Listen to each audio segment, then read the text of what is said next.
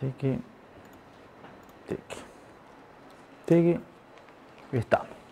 Bueno, buen día. ¿Hay un aire prendido, parece? Sí. ¿Quieren que lo apague? Puede ser. Puede ser. A ver, vamos por ahí. Sí, sí, veía que se le movía el flequillo.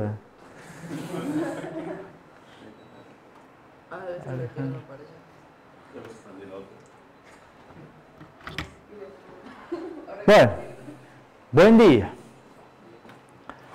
¿Cómo andan? Algunos me han dicho contentos, otros me han dicho más o menos, está surtida la cosa, pero por lo menos ya están las notas del parcial. Más allá de eso, la idea de hoy es, como siempre, seguir con calle, un poquito, y arrancar con tema, repaso de lo que vimos en la clase pasada. ¿Se acuerdan algo de lo que vimos, Luna? Vimos dos cosas importantes. Lo primero son bloques de múltiples bytes. O sea, vimos que convenía que los bloques del caché sean grandes. ¿Para qué? Para aprovechar mejor la localidad espacial. Vimos que el hecho de hacer los bloques más grandes me hacía que la dirección, ahora de memoria, yo la tenga que descomponer en 3 campos en vez de 2. Siempre la etiqueta, siempre el índice y además un offset. Un offset que me indica cuántos bytes tiene ese bloque. ¿Estamos? Ahora, en realidad, después vimos que ese offset, a su vez, lo podemos dividir en 2. Un offset de bloque y un offset de byte. ¿Qué es un offset de bloque? Porque a veces le podemos dar los datos del tamaño del bloque en palabras. Entonces, el offset de bloque dice cuántas palabras tiene el bloque. El offset de byte, en ese caso, indica cuántos bytes tiene cada palabra. La cuestión que a la larga, el offset siempre es cuántos bytes tiene el bloque. Lo vean como lo vean, pero a la larga esto es siempre, esta es la suma de los otros dos, porque lo que me importa son el tamaño en bytes del bloque. ¿Estamos? Después si tienen... No, siempre la memoria es direccionable de byte. Por eso sí, pero cuando quiero elegir el bloque... por supuesto, porque tu unidad de transferencia es el bloque. Claro. ¿Estamos? Entonces vos siempre vas a elegir bloque. Los bloques van a tener más o menos palabras, más o menos más chicas, pero siempre va a ser un bloque. Entonces el offset de byte es para palabras de múltiples bytes, el offset de bloque es para bloques de múltiples palabras. Y vimos que yo dije, conviene tener bloques grandes, pero después también vimos que en realidad no tan grandes. ¿Estamos? ¿Por qué? Porque aumentar el tamaño del bloque disminuye la tasa de fallos, porque aprovecha mejor la localidad espacial, pero hay un límite. Y se acuerdan que les habíamos mostrado estadísticas que a partir de cierto punto, dependiendo del tamaño, empezabas a aumentar nuevamente la tasa de fallos. ¿Se acuerdan? Exactamente, para un determinado tamaño, aumentar el tamaño del bloque, disminuye, disminuye, disminuye y después ya si sigue aumentando ya empieza a crecer. Entonces, distintas curvas para distintos tamaños, pero no es cuestión de que siempre conviene más grande. O sea, conviene más grande, pero hasta cierto punto. ¿Estamos? Y después la otra cosa que vimos es que aumentar el tamaño del bloque aumenta también la penalidad por fallo, que era uno de los parámetros del caché. ¿Por qué? Y bueno, porque si es más grande el bloque significa que cuando tenga un fallo tengo que traer más datos del nivel inferior. Y el nivel inferior se supone que es más lento. Entonces, cuantos más datos tenga que traer, peor es. ¿Estamos? ¿Van bien? ¿O ya hasta acá están perdidos? ¿O dormidos? El otro tema fuerte que vimos en la clase pasada fue asociatividad. Asociatividad es una manera de reducir fallos por conflicto. ¿Y en qué consiste la asociatividad? Es como en poner varios de estos cachés en paralelo para que el acceso a un bloque, entre comillas, sea a cualquier bloque del caché. Estamos ya, no se usa tanto un índice. Y vimos dos organizaciones diferentes que manejen la asociatividad. Uno es un caché asociativo puro, en el cual se lleva al extremo y directamente no tiene índice. Y como no tenía índice, cada bloque puede ir a cualquier lugar del caché. O sea, se puede ubicar en cualquier lado. ¿Se acuerdan? Y eso hacía que fallos por conflicto no tiene. ¿Por qué? Porque ya nadie va a estar compitiendo por un lugar. Van todos a parar a cualquiera. No hay ninguna función de mapeo fija. Sí. Cuando un caché esté lleno, ¿se consideraría conflicto a la hora de...? No, ya no es conflicto. Si está lleno, ya vamos a ver hoy, que si está lleno y tenés que sacar alguno, lo tenés que sacar, está claro. Pero vos en realidad lo sacaste porque iba a ese lugar, no, lo sacaste porque no había lugar. Entonces no hay un conflicto, hay otro problema, te has quedado chico, te has quedado corto. ¿Estamos?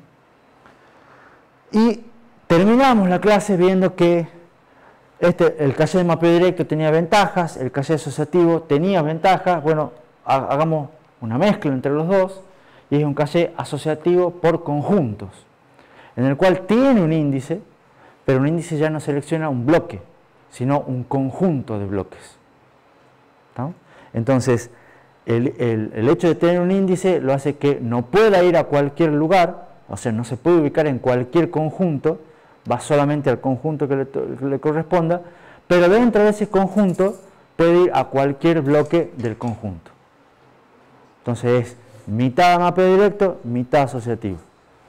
Y por ende, buenas. Por ende, tenemos ciertas ventajas como tiene. Con respecto a la tasa de fallos, es mayor la tasa de fallos que el de asociativo puro, pero menor que el de mapeo directo. El tiempo de acierto va a ser mayor que el de mapeo directo, pero menor que el del asociativo puro. Entonces va a estar en el medio. Y lo bueno es que este n es un parámetro que se puede tocar. Entonces cuanto más grande sea n, más parecido al asociativo va a ser. Cuanto más chico sea n, más parecido al de mapeo directo va a ser. ¿Por qué eso sucede? N es la cantidad de vías. ¿No tendría que ser cuando sea más grande asociativo? Claro. Ah, bien. Cuanto más grande, si yo te digo un caché asociativo por conjuntos de 64 vías, y bueno, Sí. ya casi es asociativo puro, dependiendo del tamaño, por supuesto, pero se va a parecer más un asociativo puro que uno de 4 vías. ¿Se entiende? ¿Preguntas? ¿Vamos bien? Porque tengan en cuenta que todo esto todavía estamos viendo la parte básica de cachés. Hoy vamos a empezar a ver un poquito más cosas avanzadas. Es importante que vayan tratando de seguir las clases. Comercialmente, ¿cuántas vías se utilizan? Ya vamos a ver. Al final te voy a mostrar un montón de jerarquías de cachés de procesadores de verdad. Como hemos hecho con el pipeline avanzado, bueno, pero al final, porque todavía me falta ver más cosas, digamos. Spoiler, depende, por supuesto, pero en general cachés, los más chicos, los de primer nivel, son cachés de 32K, 64K, por allá, de tamaño. Y asociativos son muchos de 8 vías, o 4 vías, 8 vías, por allá. ¿Mm? Es poco, no como la cantidad de pipelines que hay. Pero ya igual, depende. ¿Alguna otra pregunta? Bueno, tenía que llegar. Justo está cargando el celular. Bueno, puede enchufarlo, ¿eh? Tener un cable. Siempre, como decía Joaquín, algún día iba a ser verdad y ese día es hoy. Porque, ¿qué? Sí, porque tengo que... No es que tengo que, digamos, pero para ver si están despiertos o dormidos o si vienen entendiendo caché o no, vamos a hacer el primer quiz de la materia. ¿Cómo vamos a hacer el quiz?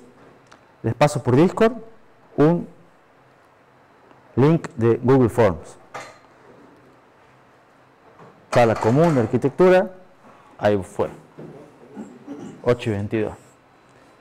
El quiz tiene, ese es el link, 3 preguntitas. Multiple choice.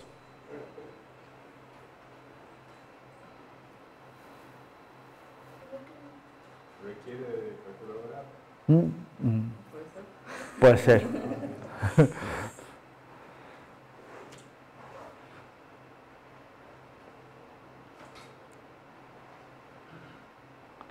La idea es que son 5 minutos nomás, porque es pensar un poquito, eventualmente hacer un cálculo con calculadora, si quiere Brian.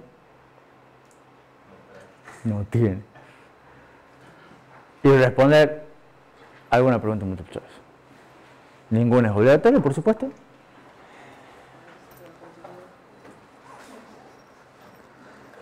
Pero les va a tirar la pauta de si van entendiendo un poco o no.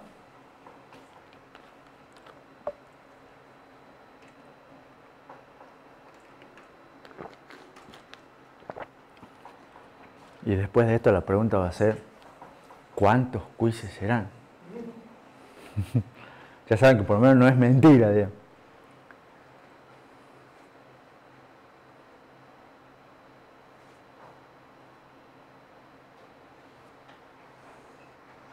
En la 2 solo una es falsa, ¿verdad? En la 2 solo uno es falso.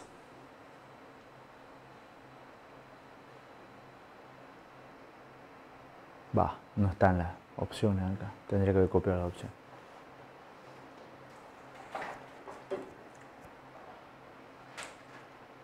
Y en las otras solo uno es verdadero.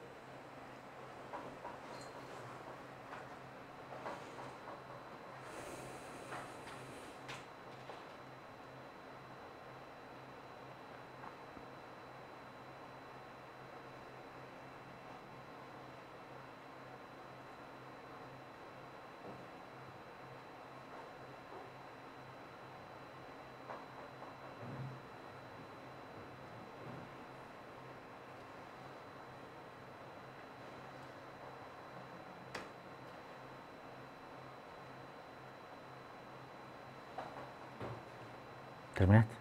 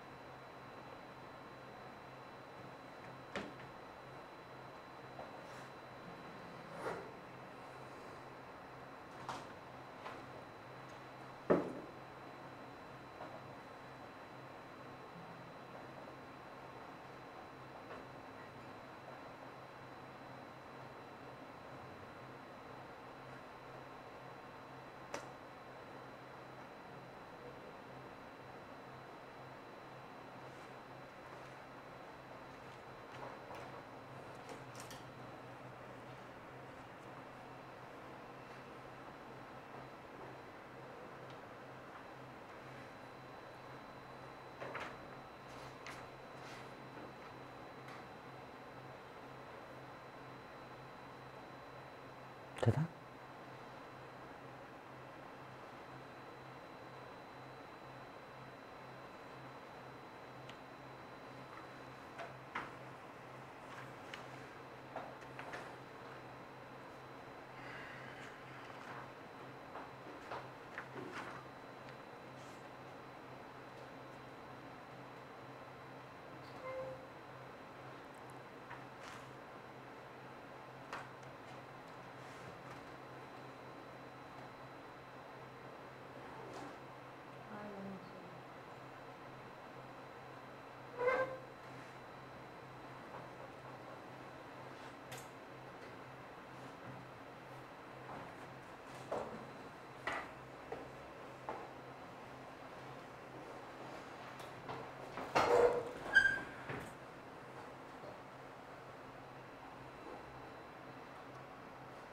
Si puede grabar la respuesta, le agradezco, profe, porque estoy planteando ahí.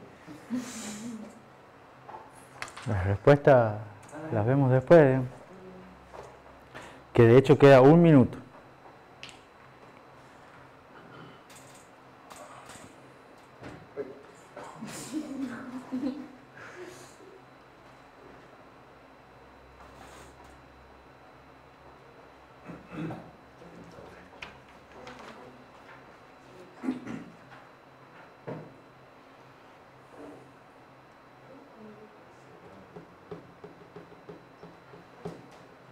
¿Listo?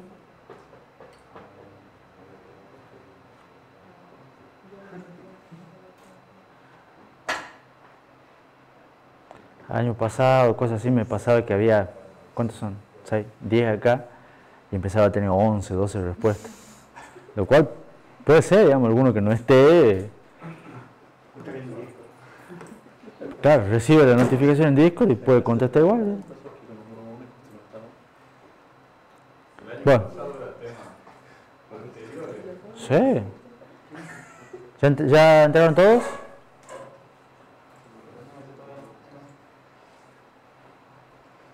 Entonces sí tenemos un extranjero. ¿Ya está? Sí tenemos, porque son 11 y ustedes no son 11. ¿Cómo? Sí.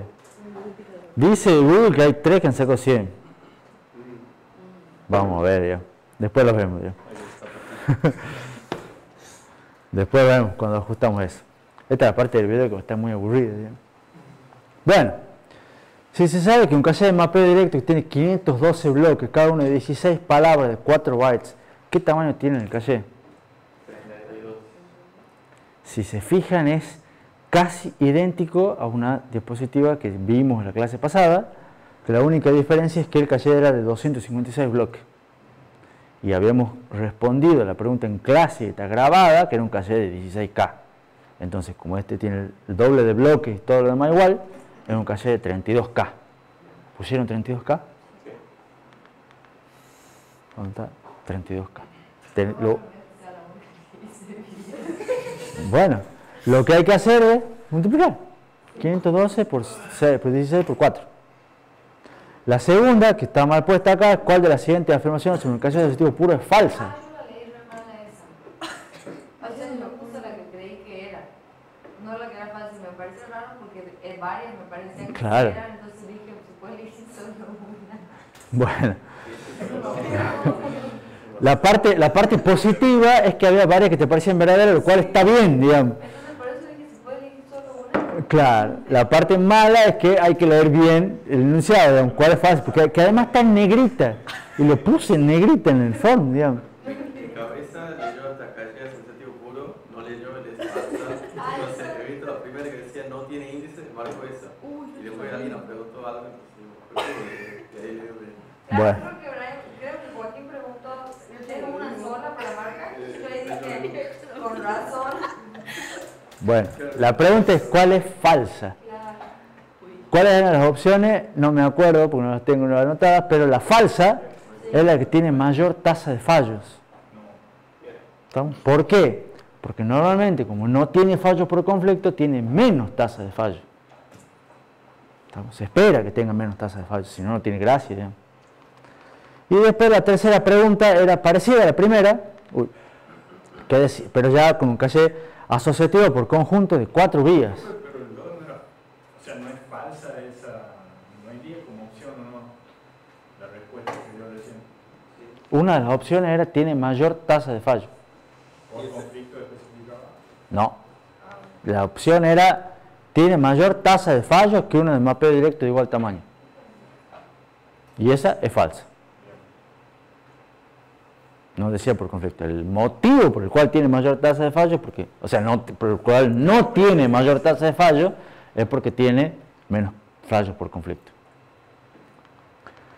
Y el último decía, caché asociativo por conjuntos de 4 vías con 256 conjuntos, en el que cada bloque almacena una palabra de 4 bytes, si se acuerdan o prestan atención, es el caché que está dibujado. Es el mismo. Y que en clase les pregunté qué tamaño tiene este caché. ¿Está? Buen día. Y capaz. Y no tiene idea que está. Recién está. Buen día, no te preocupes, no te preocupes. ¿Cuál era la respuesta de este? 4K. Y que lo que tenías que hacer era multiplicar lo mismo con la misma ecuación de arriba, pero con una diferencia. ¿Cuál es la diferencia? Que acá hay que multiplicar la cantidad de vías primero. Es cantidad de vías, cantidad de bloques, cantidad de palabras por bloque, tamaño de la palabra. Ya perdí yo el quiz. Ya perdiste. Entonces el tamaño era de 4K. Esas eran las 3 respuestas correctas. ¿Estamos? Algunos leyeron mejor, otros metieron más el dedo en la calculadora, ya después vamos a ver. Pero algunos acertaron por lo menos las 3. ¿Preguntas sobre el quiz? El viernes hacemos otro y ahí tienen la oportunidad de reivindicarse. Ya iba a decir Joaquín, ya empezamos de vuelta. No está Joaquín, pero capaz que hacemos otro el viernes. Nadie dice que no podamos hacer 2 la misma semana. Digamos. Bueno, entonces, arrancamos con la clase de hoy, poco más de 8:30. ¿Qué es lo que me quedó pendiente de la clase pasada? Un par de consideraciones y observaciones generales sobre lo que es la asociatividad y sobre el aumento de asociatividad en un calle. En general, vemos que aumentar la asociatividad disminuye la tasa de fallos. Eso era lo que inclusive lo acabo de preguntar en el quiz. Pero los rendimientos son decrecientes, o sea, siempre aumentar la asociatividad va a disminuir la tasa de fallo, pero cada vez menos. Entonces, por ejemplo, vemos una estadística acá para un calle de tamaño fijo, distintas asociatividades, empezando del mapeo directo, asociativo por conjunto de 2 vías, asociativo por conjunto de 4 vías y de 8 vías. ¿Me puedo acá? ¿Sí? No hay problema, me paso de este lado para no taparte la pantalla. Correrla por un costado. Entonces vemos que a medida que vamos aumentando la asociatividad, siempre disminuye la tasa de fallos. ¿Estamos? Pero que la disminución es cada vez menor. Fíjense acá, pasa de 10 a 8, casi un 2%. Pero de acá ya pasa de 8,6 a 8,3, un 0,3%. Acá un 0,2%. Y si sigue aumentando, se va haciendo medio asintótico. Siempre menor, pero cada vez más chico. No es como el tamaño del bloque que es menor, alcanza un mínimo y después vuelve a subir. Este siempre es menor, pero cada vez el aumento de asociatividad no se ve reflejado en la tasa de fallo, porque ya parece casi la misma. Esto porque se disminuyen lo que son las tasas de fallo por conflicto, mantienen otros. Claro. Exactamente. Lo que dice Brian es que cada vez, o sea, aumentando la asociatividad, ya como son para disminuir los fallos por conflicto, capaz que cada vez tengan menos conflicto. Entonces realmente no siga ganando cosas al aumentar la asociatividad. O siga bajando los conflictos, pero ya baja pocos conflictos. ¿Estamos? Lo que sí es verdad que aumentar la asociatividad aumenta el tamaño del caché, en el sentido del tamaño no de datos, sino de que las etiquetas son más grandes, necesito más comparadores, y todo eso me aumenta el costo. O sea, un caché asociativo, cuando aumenta la asociatividad, es más costoso que un caché de mapeo directo. Y además vimos que aumentar la asociatividad aumenta el tiempo de acierto. Siempre un caché asociativo va a ser más lento que uno de mapeo directo. Entonces, esto es bueno, esto es malo y esto es malo. Entonces, ahí donde ustedes pueden jugar con este parámetro, y va a ser otro parámetro que va a decir, bueno, hasta este punto aumento porque me conviene la reducción de la tasa de fallos y estoy dispuesto a pagar el costo de tiempo de acierto y el costo de caché. ¿Estamos? Pero ya seguir aumentando ya no me conviene. ¿Se entiende? Entonces ahí es donde va a estar un parámetro crítico también de diseño. ¿Preguntas? Una cuestión vinculada al tema de la asociatividad era que cuando habíamos visto las preguntas básicas de diseño, una era ¿qué bloque? Cuando tenemos un fallo y tenemos que poner un bloque, traer un bloque al caché, y resulta que el caché ya está lleno, ¿cuál sacamos? ¿Cuál reemplazamos? Y cuando teníamos un caché de mapeo directo, la pregunta era fácil, la respuesta era fácil. ¿Por qué? Porque ¿cuál sacamos en un caché de mapeo directo? A que le corresponde el espacio normal. Exactamente, la que le corresponde por el mapeo. O sea, el mapeo es directo, entonces la dirección va a parar a un solo lugar, a un solo bloque. Entonces, ¿cuál bloque vamos a sacar? Ese. ¿Estamos? No hay posibilidades de elegir otra cosa. Pero cuando empezamos a tener conjuntos de bloques o un asociativo puro, que alargue un conjunto con todos los bloques, ya esta pregunta de cuál sacamos pasa a tener otra relevancia, digamos. Entonces, lo que hay que hacer, o lo que se hace, es definir, que lo habíamos dejado un poco picando en la clase pasada, es definir políticas de reemplazo de bloque. ¿Estamos? O sea, cuando decimos, bueno, ya tenemos todo lleno, tenemos que sacar uno, ¿se acuerdan cuando veíamos, puede ir a cualquiera? Bueno, ¿a cuál de los cualquiera realmente va? ¿Estamos? Cuando está vacío, vamos al vacío. Y cuando no está vacío, y algunos tiraban, no, saco el menos usado, y habían tirado algunas ideas. ¿Estamos? ¿Se acuerdan o no?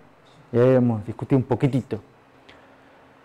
La política de reemplazo más simple es decir que sea al azar, que sea random. ¿Estamos? Se implementa alguna especie de algoritmo pseudo aleatorio y se dice, saco realmente cualquiera. ¿Estamos? Entonces, ¿usted qué opina? ¿Será buena o no será buena? No, dice Luis, no, dice Alejandro. Depende, dice Brian. Ya vamos a ver si es bueno o no. Pero por lo menos es fácil, digamos, en el sentido de implementar, porque directamente va a cualquiera y no me hago mucho problema ni nada. ¿Cuál sería lo ideal? ¿Qué sería lo mejor? Lo mejor sería reemplazar, como dice Gianpaolo, el que yo sepa que en el futuro no se va a usar. ¿Estamos? Entonces, de vuelta, vamos, pensemos ahí. ¿Cuál es la idea? Es que yo sepa que próximamente no lo voy a usar. Entonces, como yo sé que no lo voy a usar en el futuro, entonces lo saco y hago lugar para otro. ¿Se entiende? Eso sería lo ideal. Ahora, ¿cuál es el problema de esto? Es imposible de implementar, porque no podemos saber el futuro, no podemos saber realmente cuál va a ser el próximo acceso, a dónde va a ir a parar, a qué bloque, entonces decimos, no se puede. ¿Podría decirse que tiene menos localidad temporal? Es el que, no el que tenga menos localidad temporal, la localidad temporal es de una secuencia de accesos, pero acá sería es el que yo ya sé que a este ítem, a este dato, ya lo usé por localidad temporal, lo iba a usar 10 veces, ya lo leí las 10 veces y ya no lo voy a seguir usando. ¿Entendés? Entonces, tuvo localidad temporal, pero ya no la va a seguir teniendo. ¿Entendés? Entonces, por eso lo voy a sacar. La cuestión que este no se puede. ¿Estamos? Entonces, ¿qué es lo que hay? Una solución medio de compromiso, que es lo que se conoce como el LRU, que es el Least Recently Used. Y los que saben inglés, ¿saben lo que es least? El menos recientemente usado. Es el menos recientemente usado. Y acá hay una confusión muy típica, sobre todo para nosotros, que acá uno piensa que es last recently used. ¿Y saben lo que saben en inglés que es last? El último. Entonces, uno tiende a decir, saco el último. No, sacar el último es un problemón. Porque el último es muy probable que se vuelva a usar por localidad temporal. Entonces, no es last, es least, que en inglés es una sola letra de diferencia, pero en castellano tiene una diferencia muy grande de significado. ¿Estamos? Entonces, por eso, acá muchos meten la pata. Entonces, va la aclaración. Entonces, es el menos recientemente usado. ¿Qué es lo que es el menos recientemente usado? Es que se va manteniendo, como creo que Luis había dicho, no, o Alejandro, se va manteniendo una especie de contador. ¿Estamos? Una especie de contador de cuán viejo es un dato. Entonces, cuando uno accede a un dato, dice, listo, cuando accede a ese dato lo pongo al contador en 0. ¿Estamos? Y a medida que cuando accedo a otro dato, pongo el contador de todos los demás bloques, lo aumento en 1. ¿Se entiende? Entonces, el más recientemente accedido, ese va a 0. El anterior va a ser 1. El anterior va a ser 2. Y el que tenga el valor del contador más alto es el que es candidato a reemplazarse, porque es el que hace más tiempo que no lo accedo. Si lo vuelvo a acceder, lo vuelvo a poner en 0. ¿Se entiende? Porque siempre el más accedido siempre tiene el valor 0, porque es el más recientemente accedido. ¿Está claro? ¿Dónde se lleva estos bits de LRU? En parte del estado. ¿Se acuerdan que el estado teníamos la etiqueta y teníamos el bit de validez? Entonces ahora, si además el caché es de tipo asociativo, por conjuntos o asociativo puro, va a tener algunos bits para manejar un algoritmo LRU. ¿Estamos? Y el algoritmo se hace por hardware. ¿Estamos? No es software. Todo es porque tiene que ser rápido. Tampoco se le considera calcular el tamaño del caché. Tampoco se lo considera. Es parte de las cosas que están extras. Que a la larga lo pagás cuando lo diseñás, pero cuando lo manejás decís no, lo que se maneja es tamaño de datos. ¿Se entiende la idea? Entonces, algunas consideraciones sobre políticas de reemplazo. Cuanto más asociativo sea el caché, más complejo es el LRU, porque son más las que hay que comparar, más difícil mantener el conteo, etc. Entonces, con LRU en general es más usado con asociativo por conjunto de 2 vías o de 4 vías. Si empezamos a aumentar la cantidad de vías, ya empieza a ser más difícil de hacer el LRU. ¿Por qué más difícil, profe? Porque no tengo ¿Por qué? el conjunto. Porque tenés que tener más contadores, más cosas, se hace más complejo el algoritmo, digamos, por la cantidad de conjuntos que tenés que estar evaluando al mismo tiempo. Claro, aumentan los contadores también. Exacto, aumentan los comparadores. ¿Vamos? Ahora, el algoritmo random, como dijimos, es el más simple y además de ser simple, es independiente de la asociatividad. Entonces, para cualquier cantidad, de cualquier parámetro de asociatividad, el algoritmo random anda más o menos igual. Entonces, a veces puede resultar ser conveniente para cuando uno tiene asociativo puro o cuando tiene asociativo por conjunto de muchas vías. ¿Está? Entonces, fíjense que cuando son asociativos por conjuntos de 2 o de 4 vías, en el cual yo dije que es más conveniente el LRU, el random me genera una tasa de fallo que es un 10% mayor. O sea, es peor random, pero no es mucho peor. Salud. ¿Está claro? O sea, para estos es mejor el LRU, pero la diferencia no es tan grande.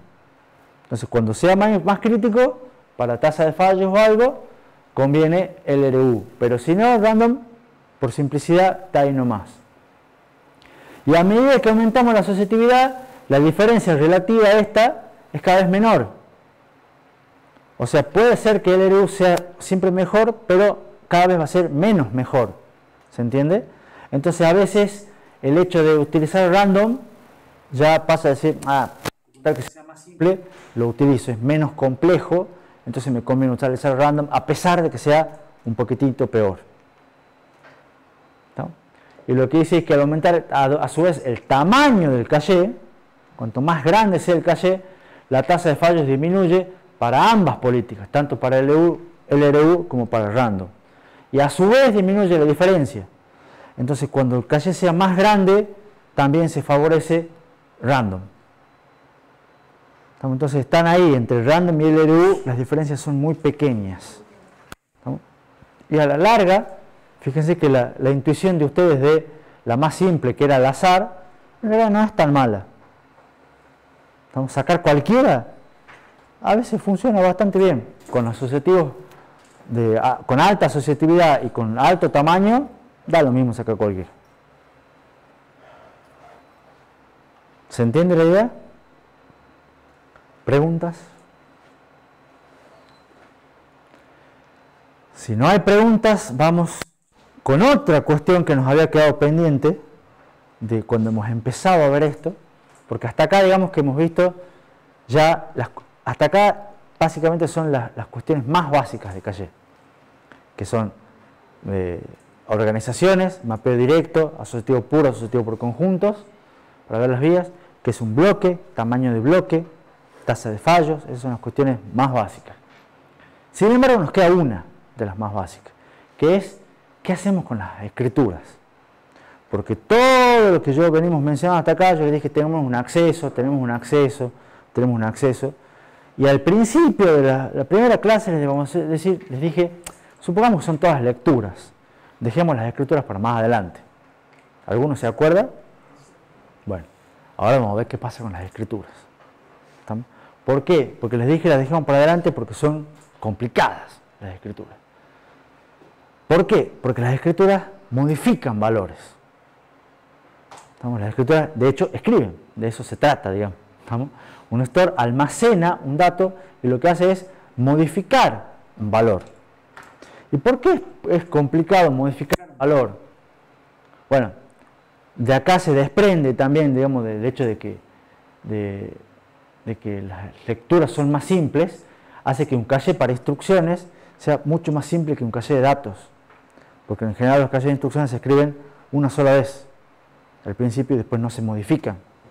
Entonces, suelen ser mucho más simples los cachés de instrucciones que de datos. Pero el problema de las escrituras, el problema de por qué es grave modificar valores, porque ustedes ahora tienen una jerarquía de memoria, tienen varios niveles, ¿está claro? Entonces cuando ustedes escriben, la pregunta es, ¿dónde escriben? ¿En qué nivel modifican el valor?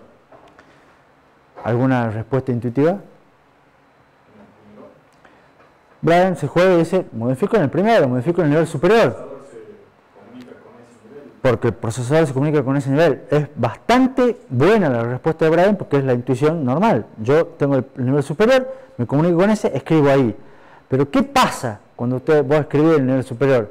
Ya vas a ver que en la misma dirección de memoria va a tener el valor nuevo actualizado en el nivel superior y va a tener otros valores en los otros niveles.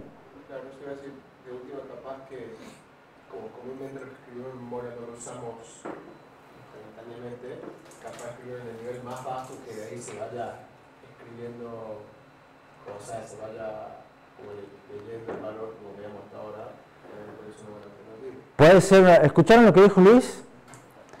Puede ser una alternativa, es parecido a lo que vamos a ver en clase, decir, no, en realidad no lo escribamos en el nivel superior, lo escribamos en el último. ¿Para qué? Porque si después eventualmente lo tengo que volver a leer, lo voy llevando y lo voy a copiar en todas.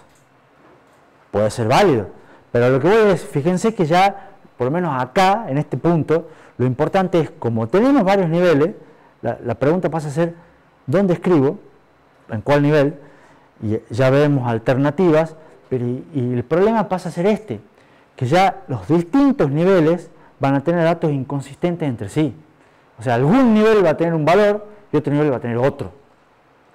¿Estamos? Y eso es un problema.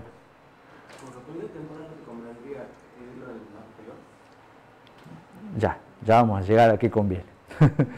Ya vamos a llegar aquí con bien. Y ya vamos, la respuesta quizá lo sorprende un poco, digamos. Pero ya vamos a ver, no sé si la siguiente o la otra. Pero por lo menos el problema, ¿se entiende? ¿Está claro por qué las escrituras son un problema? Bueno, este problema, obviamente, cuando empezaron a ver Calle hace 30 años, 40 años, se encontraron con el problema, se plantearon dos alternativas y las dos alternativas siguen siendo las dos alternativas válidas, las dos alternativas existentes. Una es más usada que la otra, pero vamos a ver las dos.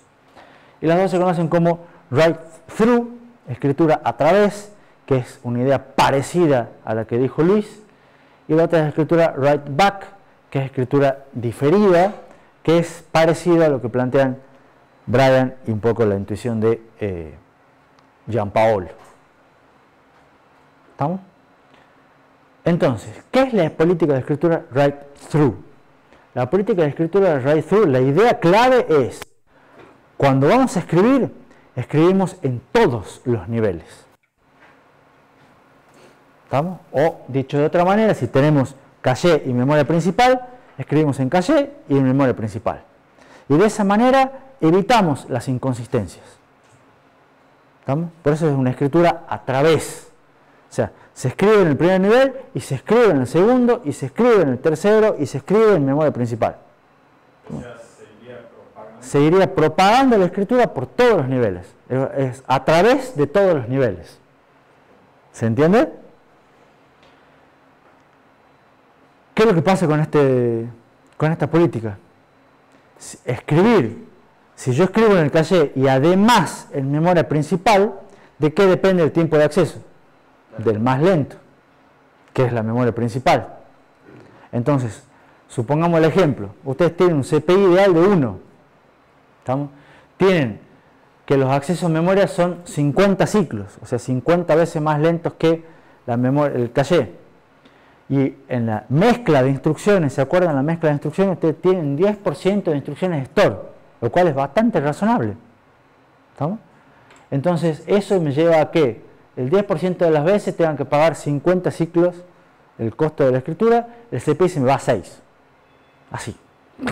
Solamente por tener instrucciones store. ¿Ese acceso hasta qué nivel sería? A memoria principal. Acá estamos teniendo caché y memoria principal. 2 niveles, lo más básico. Los 50 ciclos es para llevarlo a memoria principal. Exactamente. Entonces, fíjense cómo el CPI de 1 se me va a 6 solamente por tener instrucciones de store. Entonces, esto es lento. ¿Qué es lo que se hace para decir, che, esto es muy lento, esto así no va a funcionar, esto es inviable? Porque está claro que es inviable. Lo que se hace es se pone un buffer de escritura. Y se dice en realidad es, yo escribo en el caché y escribo en ese buffer. Y ese buffer después va copiando. Entonces, ¿para qué? Para hacerlo medio en paralelo, es decir, yo puedo seguir trabajando mientras el buffer se encarga de copiar en la memoria principal. Y es él el que espera los 50 ciclos mientras yo sigo trabajando. ¿Se entiende la idea? ¿Se entiende la idea? De esa manera, el procesador, como dice, escribe los datos en el caché, en el buffer, y continúa trabajando mientras el buffer es el encargado de seguir propagando la escritura a través de todos los niveles de memoria. Profe, ese sería siempre el primer nivel y Sí. se escribe el primer nivel y el buffer, y en caso de tener más niveles sería lo mismo. Exactamente, el buffer va escribiendo en el nivel siguiente y hay que ver el nivel siguiente si es write through o write back y así se va propagando. Pero siempre se escribe en el primer nivel que es con el que se comunica. Sí, señor. Luego el buffer es el que se encarga de volcar el contenido de memoria cuando pueda, cuando la memoria siguiente esté disponible, el nivel siguiente pueda, etcétera, etcétera. Normalmente ese buffer es una estructura FIFO, el que primero entra, primero sale, o sea, la primera escritura que llega es la primera que se va a propagar. Normalmente tiene unas 4 entradas, se supone que con eso alcanza. Lo que sí, lo importante es que depende de la frecuencia de escrituras. ¿Qué es la frecuencia de escrituras? Cada cuánto ustedes tienen instrucciones store. Si ustedes tienen un lazo que está, o una secuencia de instrucciones con muchas instrucciones store seguidas, van a necesitar muchos accesos, y ¿qué es lo que van a hacer? Van a saturar el buffer. ¿Y qué van a hacer cuando se satura el buffer? Van a tener que esperar. Burbujas. No queda otra que esperar. Entonces la frecuencia máxima de escrituras es más o menos lo que es la inversa del tiempo de ciclo de la de RAM. Eso va a ser cada cuántas veces ustedes van a poder hacer pedidos de escritura a la memoria. ¿Estamos? ¿Se entendió la idea de la escritura a través del write through? ¿Preguntas? La otra, bueno, por supuesto, si supera la frecuencia el buffer se satura y provoca parada, ya lo había dicho. La otra es write back. Sí, vuelvo. Ahí sería por el tema del buffer, del tema de la frecuencia. Claro. O sea, la idea es que no se sature el buffer. La idea es que nunca se sature el buffer. La tecnología Exactamente, que sigue teniendo tiempo de acceso y tiempo de ciclo. La otra política de escritura es write back. ¿Cuál es la idea de la escritura de write back? Escribir solamente en el caché. O sea, escribimos en el caché y lo dejamos realmente inconsistente. O sea, decimos, el dato actualizado está solo en el caché. ¿Estamos? Y no me interesa lo que está más atrás. Y ahí uno dice, bueno, arriesgado, salvaje. ¿Estamos? Pero, ¿cuándo lo copio al nivel siguiente? Cuando el bloque esté por ser reemplazado. Entonces yo escribo solamente en el caché, el dato actualizado está solo en el caché, y cuando por algún motivo ese bloque va a salir del caché, ahí lo copio a memoria. Y ahí lo propago. ¿Se entiende? Cuando vas a poner otro en ese lugar. Sí, cuando vas a reemplazar. Ya sea porque tenés un conflicto, porque alguna otra dirección viene al mismo lugar en mapeo directo, o por la política de reemplazo. Cualquiera sea, cuando decís, che, vos te vas del caché, bueno, ahí hay que revisar y decir, ahora, si vos has sido escrito y modificado, te copio. ¿Se entiende? Sería propagando por lo menos al nivel siguiente. Y habrá que ver el nivel siguiente qué política de escritura tiene. ¿Estamos? Recuerden que esto es por nivel, se va viendo el coso. Para poder hacer esto, se me escapó recién también, necesito por lo menos un bit en el estado que me indique si ese bloque fue modificado o no. ¿Estamos? Necesito de alguna manera saber si ese bloque fue escrito, fue modificado. Tradicionalmente ese bit se llama el dirty bit, bit de sucio, bit de ensuciado. ¿Estamos? Le pusieron así en la década del 80, 90 y quedó. Así que normalmente, así como tenemos un bit de validez, todos los bits para la etiqueta, eventualmente un bit de bits para el LRU, si es que maneja el algoritmo LRU, también tenemos un bit de ensuciado, un bit de dirty, si es que el caché maneja política de escritura write back. ¿Está claro?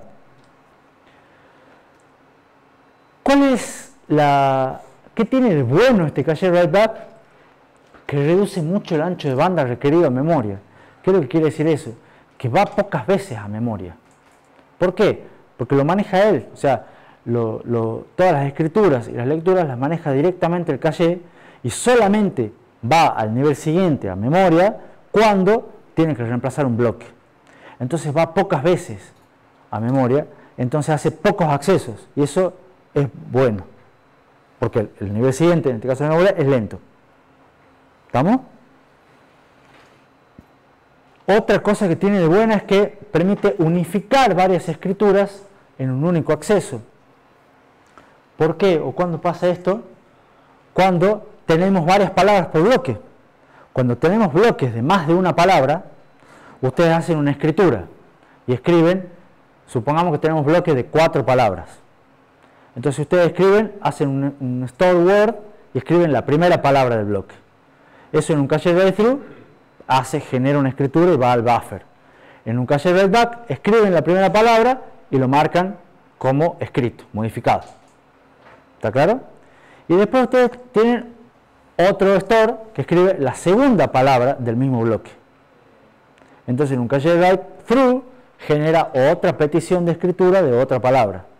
En cambio en un cache write-back dicen, escriben, lo modifican y ya lo tienen modificado, entonces siguen modificando el mismo bloque. ¿Se entiende? Cuando el bloque lo van a reemplazar entero, ahí es cuando se van a escribir todas las cosas juntas. El dirty bit sería por bloque. El dirty bit es por bloque. Es parte de la estructura por bloque como el bit de validez. Entonces, como habíamos dicho que conviene tener varias palabras por bloque, conviene tener write back. ¿Estamos? Es más útil, digamos.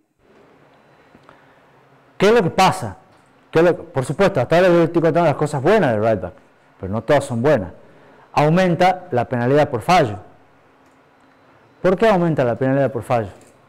¿Fallo de qué sería? ¿De escritura o fallo a la hora de acceder?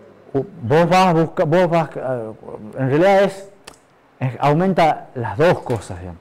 ¿Por qué? Porque ahora no solamente cuando ustedes van a traer un bloque, normalmente ¿qué es lo que hacemos? Traemos un bloque y el bloque que estaba lo descartábamos. ¿Estamos? Y esa era la penalidad. Ahora en realidad es al bloque que tenemos, si tenemos un bloque, lo que hay que ver es, ¿está escrito o no? ¿Está modificado o no? Si está modificado, hay que escribirlo de vuelta en memoria. O sea, vos vas a acceder a un bloque. Ese dato no está en el caché. No importa si es para lectura o para escritura. Vos vas a acceder a un acceso cualquiera. El dato no está. Entonces lo tenés que traer. Pero el lugar donde va a parar o el caché ya está lleno o lo que sea, ya no tenés lugar, entonces tenés que sacar un bloque que ya tenés en el caché. ¿Estamos? Normalmente, ¿qué hacíamos? Lo sacábamos y lo descartábamos. Bueno, ahora no podemos descartarlo así nomás. Lo sacamos y nos fijamos. ¿Ha sido modificado? Sí, ha sido modificado. Entonces hay que copiarlo. Porque ese bloque tenía un store ahí. Porque ese bloque antes había sido escrito por alguna instrucción store. ¿Se entiende? Entonces, las penalidades por fallo puede que cuando tengan que tener un bloque, además tengan que copiar otro bloque a memoria o al nivel inferior.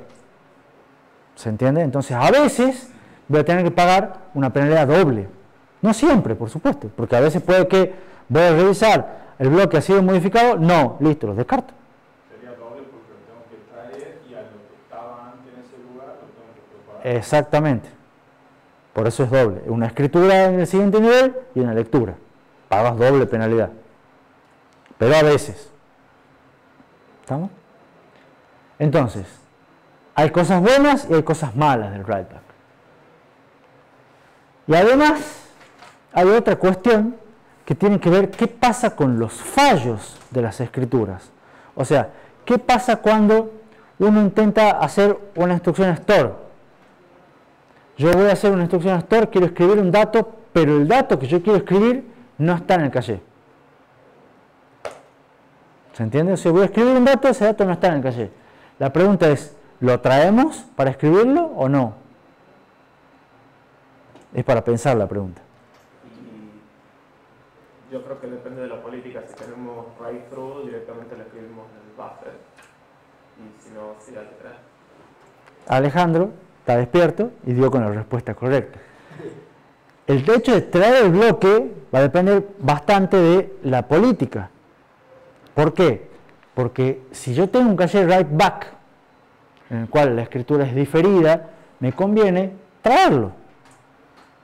¿Estamos? Lo traigo, lo pongo en el caché, lo escribo y lo dejo modificado en el caché. ¿Estamos? Esa política de fallo de escritura se llama allocate, que es ubicar, que es traerlo al bloque del caché. O sea, acá consideramos que no lo teníamos antes. No lo tenías, por eso tenés un fallo. El bloque no está. Vos lo querés escribir y el bloque no está. ¿Lo traes o no? Es la pregunta. Si usamos write-back, no. No, te conviene traerlo. Porque si no lo traes, no lo puedes escribir en write-back. Claro, pero no se supone que lo mismo lo vamos a modificar. Sí. Lo traes y lo modificás. Y lo dejas como modificado. En cambio, si la política de escritura es write-through, como bien dijo Alejandro, no tiene sentido traerlo. ¿Por qué? Porque yo lo traería, lo modificaría y lo volvería a pasar. Porque es write-through. ¿Se entiende? Entonces, directamente no lo traigo. ¿Para qué traerlo si después tengo otro acceso para pasarlo? Implica dos accesos de memoria consecutivos. Entonces, lo que se hace es no lo traigo y lo escribo solamente en el buffer. Y planteo que si lo necesito de vuelta, lo voy a traer y ahí pago el segundo acceso a memoria. Ahí no estaría entendiendo, profe, o sea, en el buffer ponemos, sería la última versión de ese... Sí, pero no lo escribís en el caché. Entonces lo manda solamente al buffer. Pero necesariamente lo tengo que tener en caché por si lo vuelvo a acceder o no. No, no necesariamente. Y ese es el truco, digamos. O sea, acá ocuparía espacio solo en el buffer y no en caché. Exactamente, después el buffer se va a vaciar y vos no lo vas a tener al dato. Entonces, si después de volver a acceder, vas a tener un fallo y ahí lo vas a traer. Lo vas a pagar. Ahí al acceso en vez de pagarlo antes y durante, digamos. En caso de que lo necesitemos volver a acceder, Los- ¿vamos al buffer? no necesariamente, porque el buffer tenés que esperar que se escriba en memoria. Vas a ir y vas a tener no lo tenés el dato, entonces vas a tener un fallo y vas a pagar la penalidad por traerlo. Pero supuestamente está en el buffer. Va, no sé. Depende si lo accedes inmediatamente después de haberlo escrito o no. Claro, por eso, yo por ejemplo lo escribí Sí. y ahora necesito leer. ¿Cómo sería? ¿Lo leería del buffer directamente? Para optimizar, digamos, si vos tratás de leer un dato que acabas de escribir y tenés un caché write-through, en general lo podés tomar del buffer para evitarte tener que esperar que vaya y vuelva, digamos. Pero es una optimización eso ya. Bueno, volviendo, hablando de la optimización de Brian, ¿se entiende lo que son las políticas de escritura, write-through, write-back, y qué pasa con los fallos de escritura? No vamos a ver más que esto, digamos, ¿estamos? Porque la idea es que sepan que las escrituras son complicadas. Y ustedes... ¿Rejunte, profe, de esto con los anteriores de estudio? Sí, lo importante es esta, write-back, y la de write-through. La idea es importante, en write-through el buffer es importante, y en write-back la idea es importante, el bit de modificado es importante, y es importante esto. Solamente se copia cuando va a ser reemplazado. Entonces, aumenta la penalidad por fallo, porque a veces hay que pagar un costo doble de penalidad. Escribir un bloque y traer el que estoy buscando. ¿Estamos? Eso es. ¿Y los fallos se consideraría porque no los tengo? Siempre. Vos vas a buscar un dato, no lo tenés, entonces tenés un fallo. ¿Alguna otra pregunta? Creo que es un buen momento para hacer un recreo. Corto. Porque hemos empezado tarde porque estaban limpiando. Y además hemos tenido el quiz. No me dejó hacer quiz. Hoy va a ser seguramente el video más aburrido de todo. Porque va a ser corto. Va a ser feliz para la gente que te ha venido a decir que cortito el video. Va a ser corto y ¿he hecho clic o no? No. Corto y con el momento del quiz también. Ahí está. Bueno, volvamos. Después de todos los comentarios, charlas, etcétera, etcétera, etcétera. Ahora sí, digamos que hemos cubierto casi todo lo que es básico de caché. Ya hemos respondido a las 4 preguntas. ¿Dónde ubicamos un bloque? ¿Cómo identificamos si tenemos un acierto? ¿Qué hacemos cuando tenemos que sacar un bloque? ¿Y qué hacemos con las escrituras? Entonces ya sabemos, organización de mapeo directo, asociativo puro, asociativo por conjuntos de n vías, sabemos lo que es un acierto, un fallo, sabemos lo que es un tiempo de acierto, una penalidad en caso de fallo, sabemos lo que es una política de reemplazo, LRU, o random, sabemos lo que es una política de escritura write-through y write-back. Con eso estamos cubiertos. Entonces ahora empezamos a verlo un poquito más de arriba, al caché con una visión un poco más, digamos, de cómo funciona a nivel general, digamos.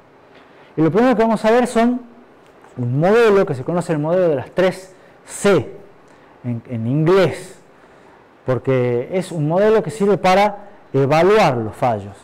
Porque una vez que vemos cómo funciona, o sea, tratar de entender cómo está organizado, cómo funciona el caché, es cómo vamos a poder mejorar una jerarquía.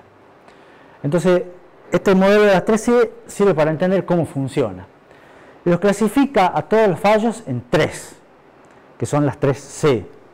Pero las 3C, la primera son fallos inevitables, que en castellano empieza con I. Pero bueno, en inglés es compulsory, que la mejor traducción de compulsory que hemos encontrado es inevitable. Son fallos que no se pueden evitar, que están siempre sí o sí. Que son los fallos cuando ocurre el primer acceso a un dato o el primer acceso a una instrucción. ¿Estamos? Ese fallo, que no se tiene que confundir que cuando el caché está vacío, ¿estamos? Suelen coincidir, pero no es necesariamente lo mismo. El fallo inevitable es cuando yo accedo por primera vez a un dato. ¿Ese dato está en el caché? No. ¿Por qué? Porque es la primera vez que accedo al dato. O sea, no hay manera que lo tenga antes a ese dato. Entonces, por eso siempre el primer acceso a un dato va a ser un fallo. La primera vez que busco un dato, siempre va a haber un fallo. Que es... Podría ser que el caché esté lleno, yo ya vengo ejecutando un montón de cosas, pero a un dato lo voy a buscar por primera vez. ¿Lo tengo en el caché? No. ¿Hay manera de que lo tenga en el caché? No. Entonces, ese primer acceso va a ser un fallo, independientemente si el caché está lleno o vacío. Ahora, con esto, recuerden el ejemplo, ¿se acuerdan el primer ejemplito que vimos cuando accedemos a la palabra 22, a la palabra 26? Que eran fallo, fallo, fallo, y le echábamos la culpa a que el caché estaba vacío. Bueno, no es por culpa del caché estaba vacío, es por culpa de que si yo accedo por primera vez a la palabra 22, va a ser un fallo, siempre. ¿Estamos? Además, el caché está vacío. ¿Se acuerdan? Pero no es que era fallo porque estaba vacío. El fallo en realidad es porque no había manera de que tenga la palabra 22 si es la primera vez que la accedo. O sea, cuando todos los primeros accesos a la memoria que está vacía sería... No, todos los primeros accesos a un dato siempre te van a dar un fallo. Claro, pero hay que también pasan las dos cosas. Porque está Pasan las dos cosas. Una vez de un dato. Y bueno, entonces sí o sí todos los primeros son primera vez de los datos también. Pero va a ser por esto. Claro. Va a ser a la larga un fallo inevitable así. Da la casualidad de que estaba. Da la casualidad de que estaba vacío. ¿Estamos? Los fallos inevitables no dependen de la organización, lo cual es bueno. ¿Por qué? Porque si tengo caché mapeo directo, los voy a tener igual, pues son inevitables. Si tengo asociativo puro, los voy a tener igual. ¿Estamos? Sino que dependen del programa, dependen de la traza, dependen de la secuencia de accesos. ¿Estamos? Los fallos inevitables sí se pueden disminuir aumentando el tamaño del bloque. ¿Por qué? Porque si aumenta el tamaño del bloque, yo traigo más datos. Entonces, si yo accedo a un dato, ese dato no está, tengo un fallo, es inevitable, está claro, pero cuando resuelvo ese fallo, traigo los vecinos. ¿Estamos? Entonces ya cuando accedo a un vecino, por primera vez, ese sí ya lo tengo. Y ya tengo un acierto. ¿Se entiende? Entonces los fallos inevitables se pueden disminuir aumentando el tamaño del bloque. ¿Está claro eso para todos?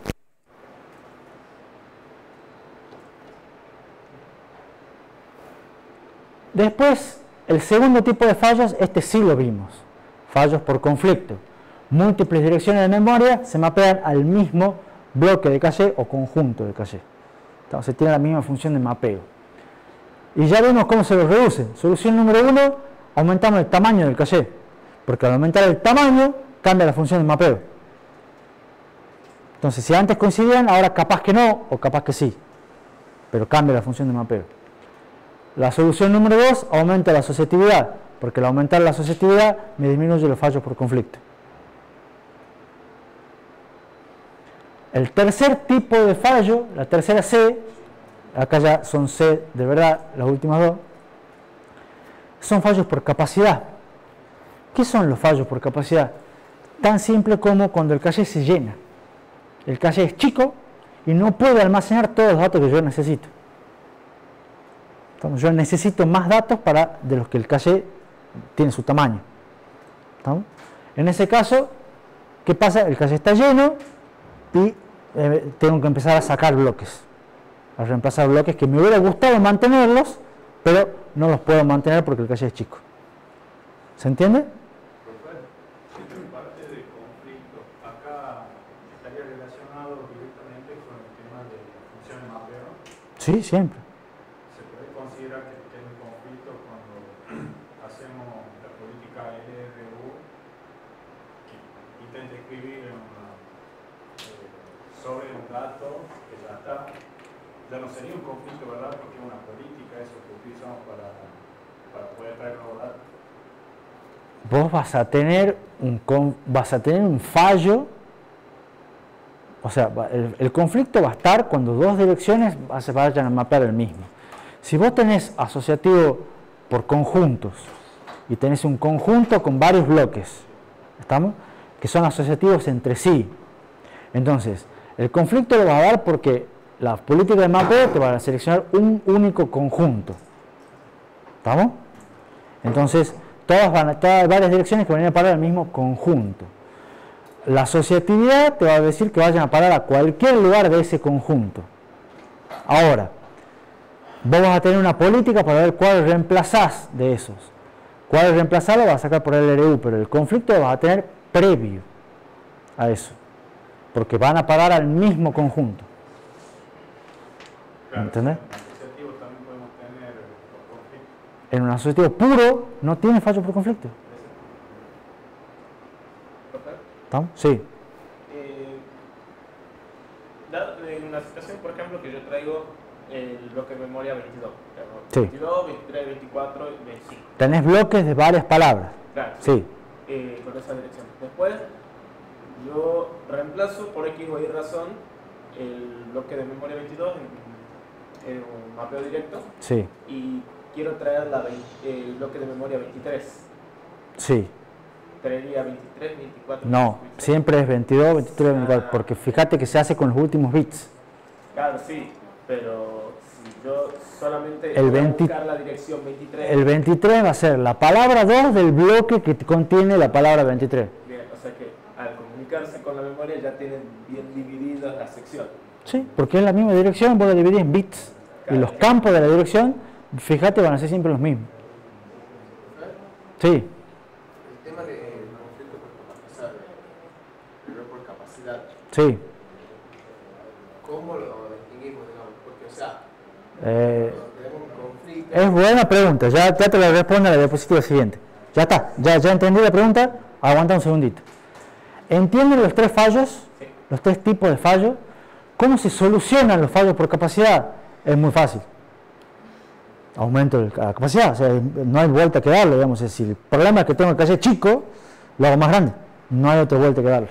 Estamos en la única manera de solucionarlo.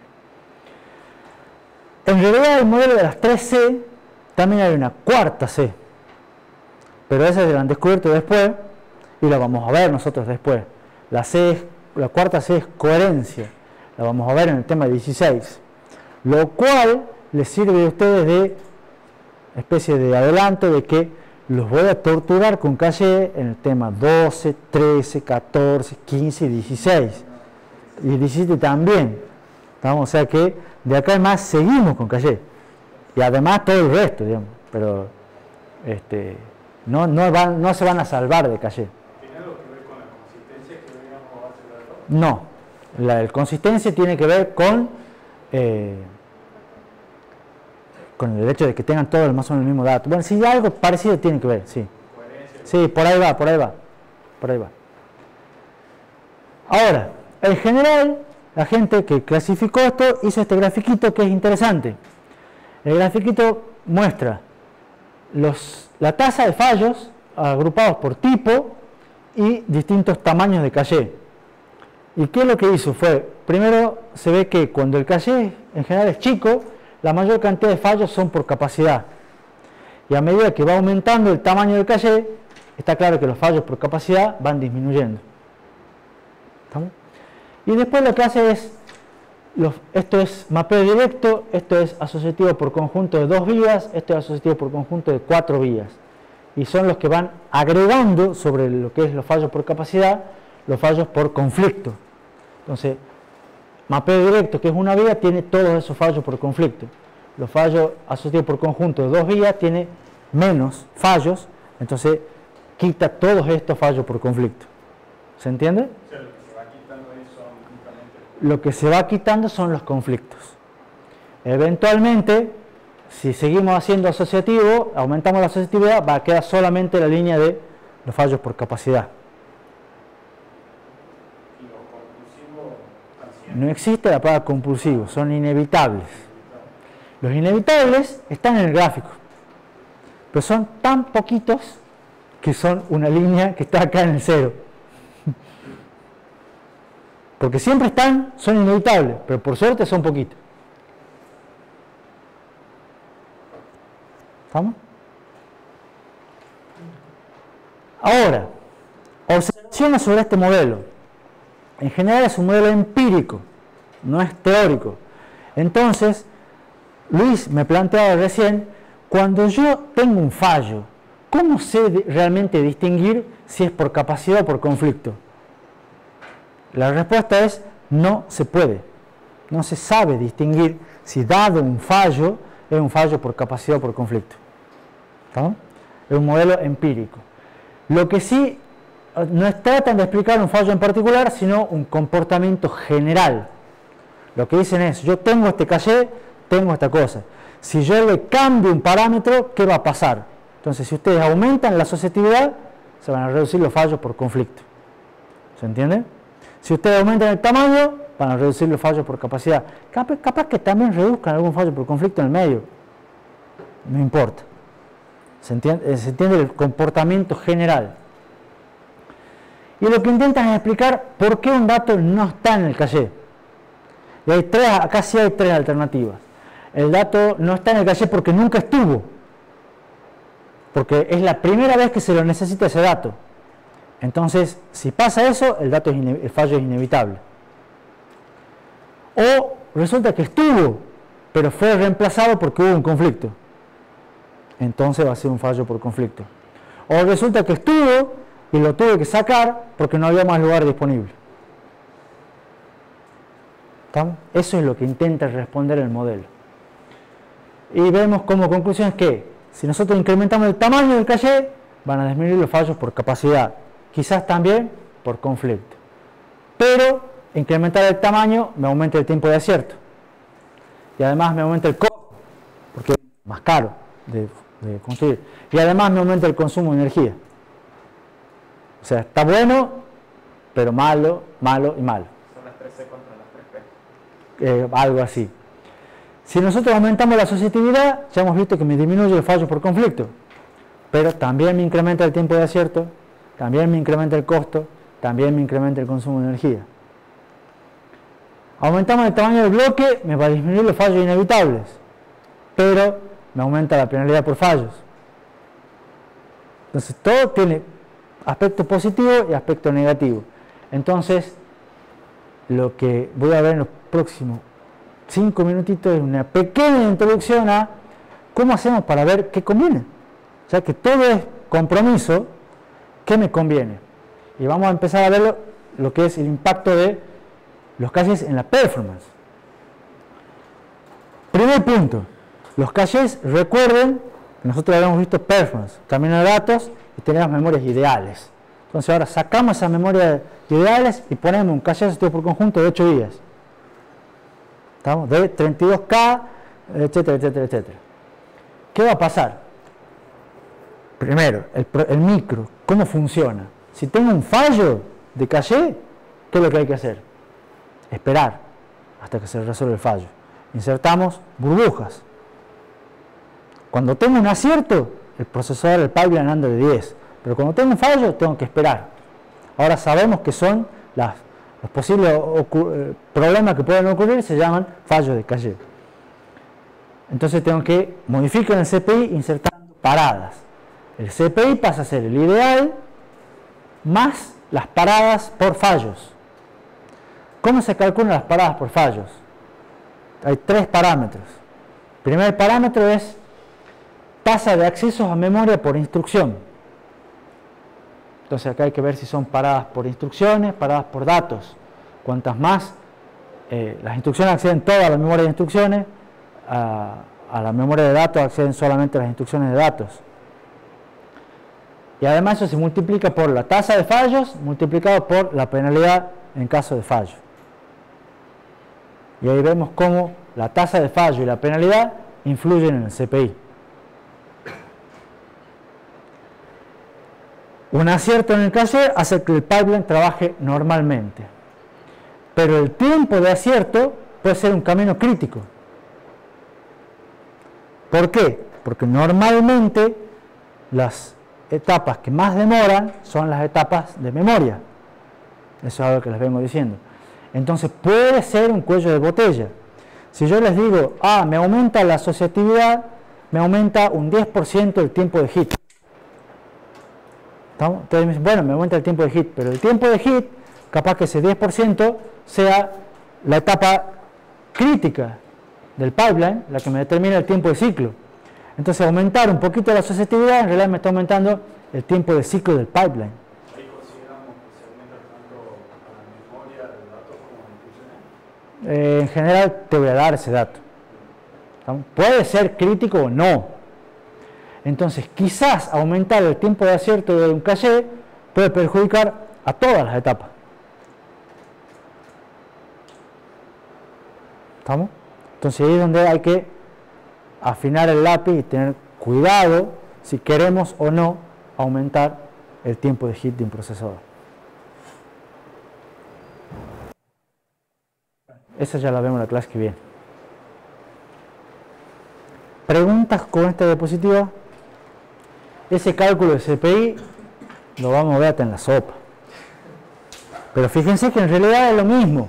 Es el ideal que ustedes tenían más, antes tenían paradas por riesgos. Ahora va a ser más paradas por riesgos, más paradas por fallos de caché. ¿Ahí se sumaría, profe? Sí, todo. ¿Acceso a datos por las instrucciones? Sí. Sí. Esperen que Luis tiene una pregunta. No, tiene una pregunta. Quiero hacer. Todo lo que se expliquó para la derecha va en el denominador, ¿verdad?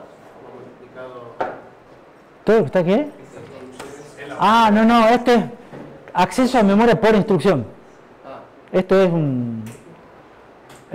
una manera de poner, o sea, ¿cuántas realmente instrucciones acceden a la memoria? Yo pensaba que era una para datos y otra para instrucciones. O sea, por eso, puede ser, o sea, vos vas a tener que considerar el acceso a memoria por instrucción. Lo puedes considerar todo junto, lo puedes considerar por separado, pero lo tenés que considerar.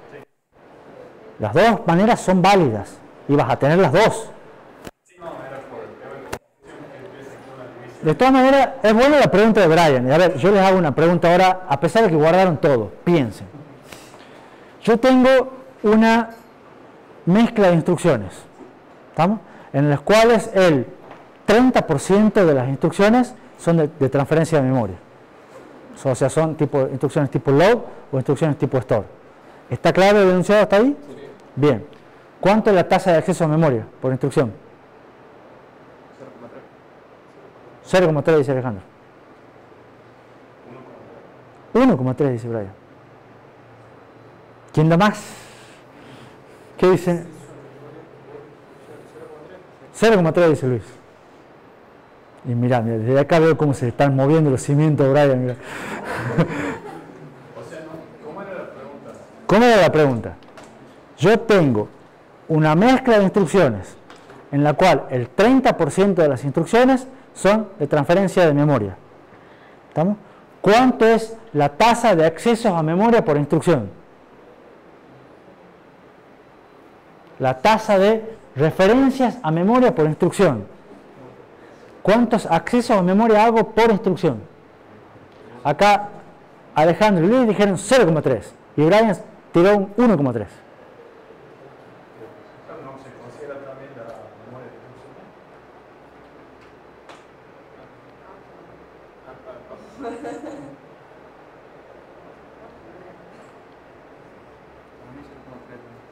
¿Qué dice Luis? Fuerte. 0,3. Todos dicen 0,3, ¿estamos de acuerdo con 0,3? Menos Brian. Tiene razón Brian. Es 1,3. Porque a la memoria de instrucciones acceden todas las instrucciones. Entonces, en realidad, ustedes tienen más accesos a memoria. O sea, hay instrucciones que acceden una vez e instrucciones que acceden 2 veces a las 2 memorias. Eso antes no importaba porque era ideal. Antes no importaba porque era ideal. Entonces, ustedes lo pueden considerar a esta tasa, en el ejemplo muy simple que les puedo poner, como 1,3. O si no, déjame que termine, ¿por qué? Porque a veces puede ser que estos parámetros sean distintos para el caché de instrucciones que para el caché de datos. Entonces te van a considerar la tasa de 1 para la tasa de fallo de instrucciones multiplicado por la penalidad del caché de instrucciones más un 0,3 por la tasa de fallo del caché de datos por la penalidad del caché de datos. Entonces tienen que considerar las dos cosas. Entonces al final Brian era el único que tenía razón y que además lo mantuvo. Bien, Brian, porque hay que tener actitud. Está grabado, está grabado. Bien, Brian. Bien, Brian. Ahora sí, vayan tranquilos y nos vemos el viernes. Sí.